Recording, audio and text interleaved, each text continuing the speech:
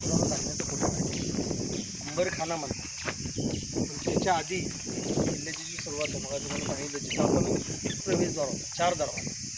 परंतु इंग्रजांनी 1844 साली तो दररोजच तिथं रूट होता.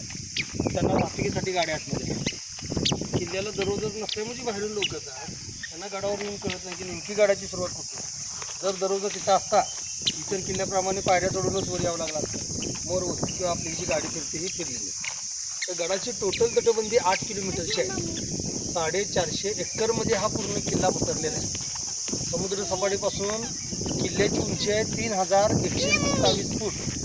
महाराष्ट्राचा असा एकमेव किल्ला आहे की गडावरच 3500 लोकसंख्येने गडालाच तालुका करून टाकला. त्यामुळे कोर्ट कचेरी, पोलीस स्टेशन, नगरपालिका सगळं या गडावर आहे. तर गडाचं तटबंदीनं आपण हे धान्याचं कोठार बघतोय. तिचं बांधकाम 1052 ते 1112 राजा भोजच्या काळात बांधकाम झालेलं आहे. किल्ल्याचं नाव होतं पन्नगालय. म्हणजे नाग आणि आलय म्हणजे घर, नाग लोकांची वस्ती होती. त्यांचं 13व्या शतकात या गडावर देवगिरीचे यादव आले. त्यांनी किल्ल्याचं नाव ठेवलं ब्रह्मगिरी. 15व्या शतकात विजापूरच्या आदिलशाह आले, त्यांनी काही इमारती बांधल्या, डेव्हलप केल्या. त्यावेळेस त्यांनी किल्ल्याचं नाव ठेवलं शहानबी दुर्ग. प्रतापगडाच्या पायथ्याशी जावळीच्या खोऱ्यामध्ये 10 नोव्हेंबर 1659 अफजल खानचा वध झाला. त्यानंतर शिवाजी महाराजांनी अवघ्या 18 दिवसांनी हा किल्ला जिंकला. 28 नोव्हेंबर 1659 त्यावेळेस किल्ल्याचं नाव ठेवलं त्यांनी पन्हाळगड. मग परत सिद्धी जोहर आणि अफजल खानचा मुलगा फाजल खान या दोघांनी मिळून गडाला वेढा दिला होता 4.25 महिने. 40,000ची फौज होती. तटबंदीपासून पूर्ण गडाला 7 किलोमीटरपासून तो वेढा होता. तरी सुद्धा तो वेढा फोडून शिवाजी महाराज इथून विशाळगडला गेले आणि मग विशाळगडच्या पायथ्याशी घोडखिंड आहे, पावनखिंड. त्या ठिकाणी बाजीप्रभू खिंड लढता लढता मरण पावला. पुन्हा 13 वर्ष हा किल्ला आदिलशाहकडे गेला. 13 वर्षाने 6 मार्च 1673ला कोंडाजी फर्जत मार्फत शिवाजी महाराजांनी हा 60 माळ्यांनी किल्ला जिंकला आहे दुसऱ्यांदा. मग हा किल्ला शिवाजी महाराजांकडेच होता. म्हणजे शिवाजी महाराज, संभाजी महाराज, राजाराम राजे, ताराबाई, शाहू महाराज व ब्रिटिशांच्या इंग्रजांच्या काळात तोडफोड झाली. तर ही पन्हाळगडची तुम्हाला मेन स्टोरी सांगितली. अंबरखाना म्हणतात. हत्तीच्या पाठीवर अंबारी असते ना, राजा महाराजांना बसतात. आता समोरून पाहिले की तसा दिसतो. दुसरं नाव आहे बाले किल्ला. धान्याच्या कोठाराबरोबर इथं शिवाजी महाराजांचा मेन राजवाडा होता. टांगसा पैसे छापायचं मशीन होतं. सशस्त्र साठा ठेवण्याचं ठिकाण होतं. हत्तीचे घोड्याचे तबेले होते. सैनिकांना उठण्या बसण्याची सोय होती.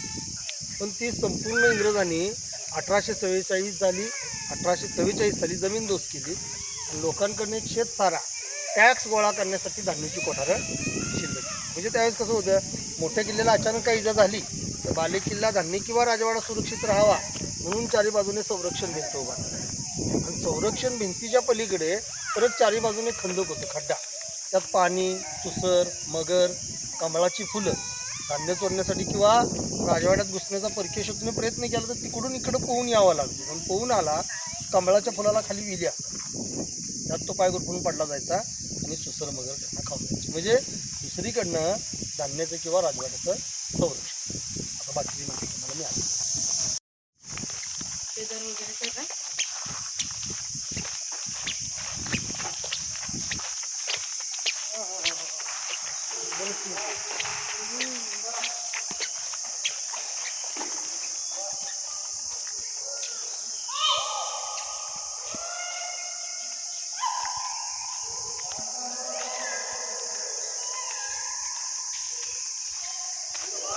हाय फ्रेंड्स, तुम्हाला इथं बघा समोर 2 धान्याच्या कोठारेला मेन असे 2 दरवाजे दिसतील तुम्हाला. आम्ही गाईड्स लावलेले आहेत, ते तुम्हाला आता आतमध्ये गेल्यानंतर माहिती सांगतील.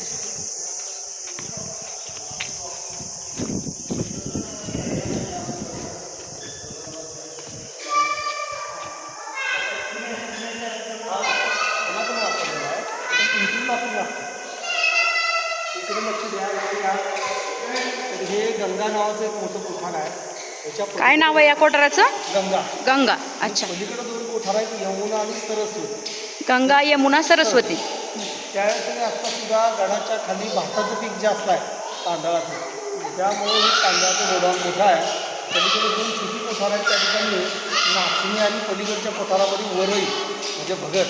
3 प्रकारचं धान्य तिन्ही कोठारामध्ये ठेवलं जायचं. तिन्ही कोठारात मिळून 25,000 खंडी धान्य लावलं आहे. 25,000 खंडी खंडी म्हणजे एक खंडी म्हणजे 20 पोती आणि 25,000 खंडी म्हणजे 5 लाख पोती तिन्ही गोडाऊनमध्ये धान्य ठेवलं जाईल. पण धान्य ठेवायचं कशा प्रकारे पहा, हे जे 4 दरवाजे दिसतात आपल्याला, हे दरवाजे कायमचे बंद असतात. त्यामुळं रेड्याच्या पाठवून धान्य आणलं जायचं, बाहेरून साईडनं पाहिजे. इकडनं आपले सैनिक धान्य वर घेऊन दिसतात. या छिद्रातून धान्य पोत्यात न ठेवता शिफ्ट होतं मोकळं. घरामध्ये आपल्या संस्कृती लेवल असते त्यांचा दगडाचा स्लोप होता. आता हा पोबा केला तो पातळी पाण्यासाठी दरवाजा काढलेला आहे. तर दरवाजाला एक छोटीशी खिडकी होती बरं का, धान्याची लेवल करून.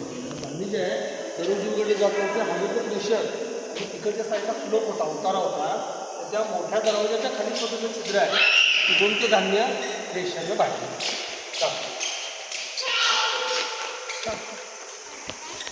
प्रेशरनं धान्य कसं बाहेर येतात.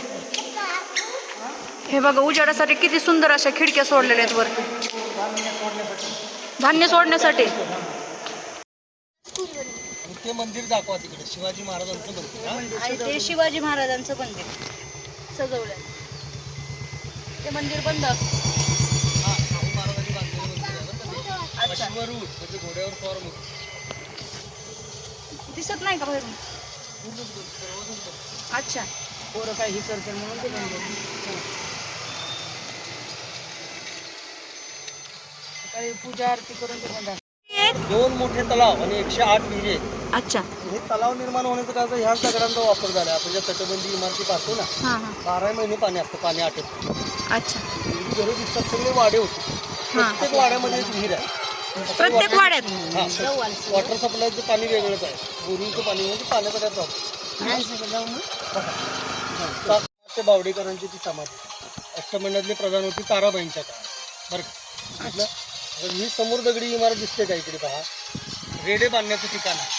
हे रेडे बांधण्याचं ठिकाण. त्यासाठी रेड्यांचा उपयोग केला जायचा. रेड्यांचा मुक्काम या इमारतीमध्ये असायचा. तिथं सध्या जनता बाजार केले रेशन दुकान. आणि त्यावेळेस कसं होतं आणि काय पडतो म्हणून काही इमारती शासनाने ताब्यात घेऊन सुरक्षित ठेवल्या. आता ह्यांना सेंट्रल गव्हर्नमेंटने नोटीस दिल्यात वेगळं बांधण्यासाठी.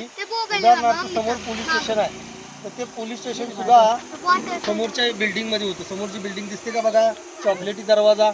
हा हा दिसते. धर्मपोटी नाव होतं त्याचं. न्याय निवाडा आणि दानधर्म अच्छा राजांच्या काळात तिथून केला जायचा. हा धान्याचं कोठार मगाशी आपण हा पाहिलं ना, पाहिलेला. हा तिथून धान्य आणून तिथं सैनिकांना वाटप केलं जायचं. तिथं त्यांचं कोर्ट चालायचं. अच्छा सध्या तिथं पुरातत्व विभागाचं ऑफिस आहे.